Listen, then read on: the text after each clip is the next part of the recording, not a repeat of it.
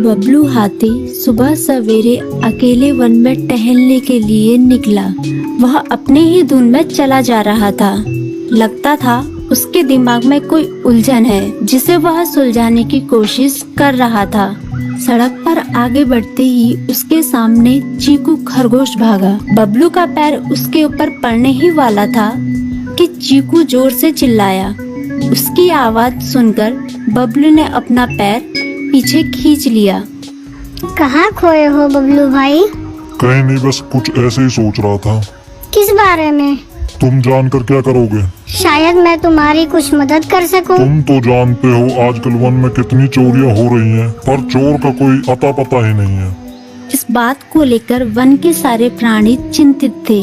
वे वहाँ खुद को सुरक्षित महसूस नहीं कर रहे थे। अरे चीकू भाई, हम मजबूर हैं। हम चोर को पकड़ ही नहीं पा रहे हैं। वह बहुत चालाक है और अपने काम को बड़ी कुशलता से अंजाम दे रहा है। कहीं कोई सबूत ही नहीं छोड़ रहा। हमारे राजा इस बात को लेकर बहुत चिंतित हैं। यही कारण है कि हम सब इस बारे में सोच रहे हैं। अब तुम मेरी इसमें क्या मदद कर सकते हो?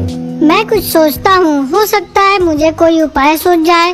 प्रयास करने में कोई हर्ज तो नहीं है। तुम ठीक कहते हो चीकू, लेकिन वन के गुप्तचर भी अभी तक इसका कोई हल नहीं निकाल सके। इतना कहकर वे चुप हो गए। बबलू की बातों ने चीकू को सोचने के लिए मजबूर कर दिया। चीकू को उदास देखकर बबलू बोला, तुम अपना मन छोटा मत करो। मुझे अच्छा लगा कि तुमने मेरी परेशानी को समझा। कभी मैं भी इस वन के लिए गुप्तचर का काम करता था। एक बार मेरी टांग टूट जाने से मेरे अंदर फुर्ती नहीं रही। तब से मैंने यह काम छोड़ दिया। चीकू, तुम चाहो तो यह काम दोबारा कर सकते हो। वन के प्राणी ज्यादातर दिन में भोजन की तलाश करते हैं, वे रात को आराम करते हैं। तुम दिन रात दोनों में ही भोजन की तलाश में निकल सकते हो सकता है रात को तुम्हें कुछ ऐसी बातों का पता चल जाए जो हमारे काम की हो। हाँ बबलू, तुम ठीक कहते हो। मैं आज रात को वन में घूमकर इस बात का पता करने की कोशिश करता हूँ। थोड़ी देर बातें करके चीकू अपने बिल की ओर बढ़ गया और बबलू अपने रास्ते चला गया। चीकू के दिमाग में अभी तक बबलू की कई बातें घूम रही थी। उसे समझ नहीं आ रहा था वह बबलू की मदद कैसे करे। दिन भर वह उसी उधेड़-बुन में लगा रहा। शाम होते ही चीकू कुछ सोचने लगा और वह चुपचाप बिल से बाहर निकल आया। चीकू की पत्नी ने देखा तो बोली, इस समय कहाँ जा रहे हो? बाहर खतरा है। खतरा तो सुबह भी रहता है, लेकिन खतरों से डर कर हम भूखे तो नहीं मर सकते। मैं बाहर घूम कर आता हूँ। इतना कहकर चीकू रात को बिल से बाहर निकल आया। कुछ दूर जाकर उसकी नजर बंकू उल्लू पर पड़ी, जो कुछ ही दूरी पर था। वह पेड़ की डाल पर बैठा अपनी गर्दन चारों तरफ घुमा रहा था। वह तेजी से पेड़ की एक डाल से दूसरी डाल पर उड़ रहा था। बंकू की नजर उस पर नहीं पड़ी थी। कुछ सोचकर चीकू पेड़ के पीछे से बाहर निकलकर थोड़ी खुली जगह पर आ गया और वहां से बंकू उल्लू को देखने लगा। बंकू ने चीकू को अंधेरे में भी देख लिया, पर उसने उसमें कोई उत्सुकता नहीं दिखाई और अपनी गर्दन चारों ओर घुमाता रहा।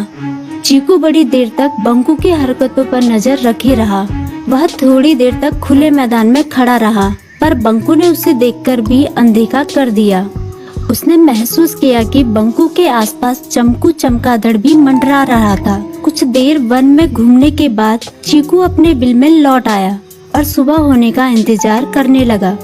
अगली सुबह बबलू उसी रास्ते में जा रहा था। रास्ते में चीकू उसका इंतजार कर रहा था। आज बड़ी जल्दी आ गए बबलू। हाँ, आजकल मुझे चिंता की वजह से नींद नहीं आती। कोई नई खबर है क्या?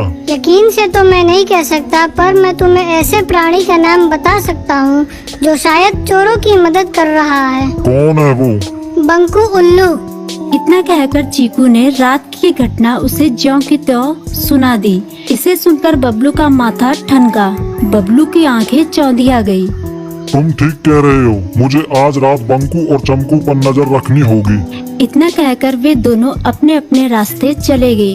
बबलू रात को अपने साथियों के साथ बंकू पर नजर गड़ाए रहा। उसकी संदिग्ध गतिविधियों को देखकर बबलू ने उसे उसके साथियों चंकी और संकी लोमड़ के साथ पकड़ लिया। बबलू ने सख्ती से पूछताछ करनी शुरू कर दी।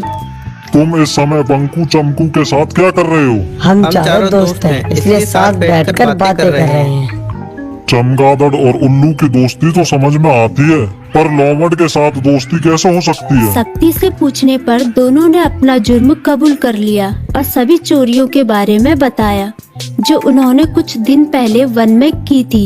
बबलू ने उनके चोरी का सारा सामान भी बरामद कर लिया। बंकू और चमकू को अभी तक समझ में नहीं आ रहा था कि वो इतनी आसानी से कैसे पकड़ में आ गई।